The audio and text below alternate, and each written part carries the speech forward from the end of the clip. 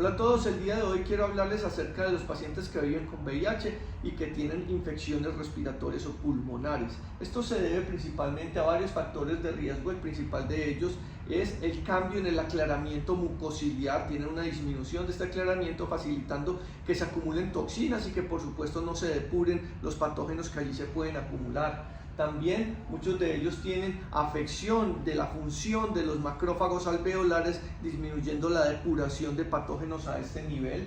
Muchos de ellos también tienen EPOC o consumen sustancias psicoactivas o son tabaquistas crónicos. También debemos tener en cuenta, muy importante, los diferentes niveles de CD4, siendo aquellos cuando tienen menos de 200 CD4 propensos a sufrir diferentes infecciones oportunistas a nivel pulmonar.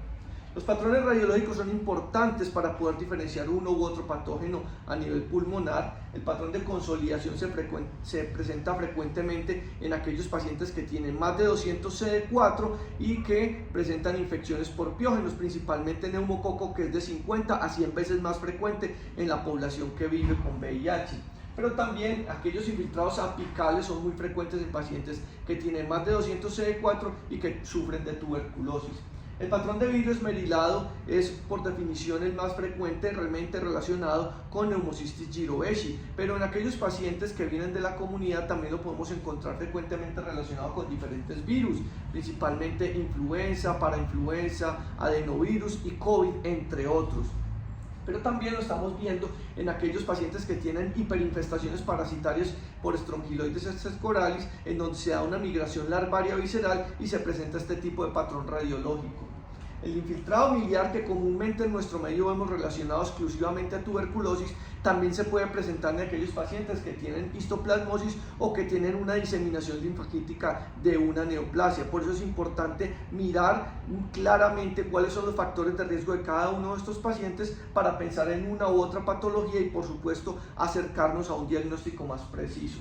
El patrón nodular se presenta no solamente en aquellos pacientes que tienen infecciones tipo criptococo, que dan unos nódulos específicos a nivel pulmonar, y por supuesto el compromiso encefálico y meningoencefálico, sino también aquellos pacientes que tienen neoplasias de diseminación linfagítica y micobacterias no tuberculosas como el Mycobacterium avium complex. En el diagnóstico, por supuesto, debemos tener en cuenta la clínica, una clínica que nos sugiera una infección respiratoria, acompañada de una radiología que, de acuerdo a su disponibilidad, puede ser rayos X o puede ser tomografía, de acuerdo al nivel de detalle que se necesite. Y por supuesto, muy importante, muchos de estos pacientes tienen tos seca y por eso debemos aproximarnos a ellos a través de un lavado broncoalveolar, en el cual vamos a hacer unas tinciones de Gram, KOH, ZN y plata-metenamina, acompañado de cultivos para hongos, piógenos, micobacterias, y muy importante tener en cuenta la disponibilidad que tenemos hoy en día de pruebas moleculares. Estamos hablando de prueba molecular de tuberculosis, prueba molecular de pneumocystis y por supuesto el FilmArray, que nos detecta una gran cantidad de patógenos a nivel pulmonar. Otras pruebas diagnósticas que podemos realizar en pacientes con infiltrados miliares o infecciones diseminadas y muy inmunosuprimidos: podemos realizar una PCR para tuberculosis en orina, también podemos hacer diferentes antígenos, el antígeno urinario de histoplasma y el antígeno sérico de criptococo, y por supuesto en el caso de neumococo o de infecciones piógenas, pensar en los hemocultivos.